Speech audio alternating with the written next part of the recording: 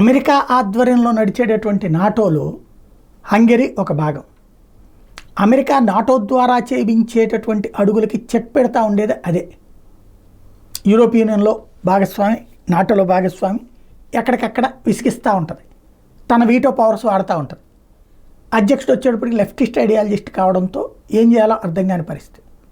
తాజాగా హంగరీ అధ్యక్షుడు వెళ్ళి మొన్న ఉక్రెయిన్ని కలిశాడు. ఉక్రెయిన్ అధ్యక్షుడు జెలెన్స్కీతో చర్చలు జరిపాడు, శాంతి ప్రతిపాదన చేశాడు.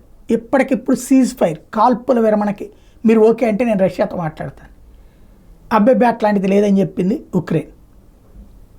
ఆ నాటోనే నడిపిస్తోంది ఉక్రెయిన్ని. ఇప్పుడు అక్కడతో ఆగేసి వెనక్కి వచ్చేస్తారనుకుంటే రష్యా టూర్కి వెళ్ళాడు.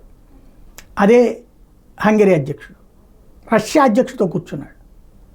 నాటో రష్యా మీద నిషేధం విధించింది, యూరోపియన్ యూనియన్ రష్యా మీద నిషేధం విధించింది, అమెరికా రష్యా మీద నిషేధం విధించింది.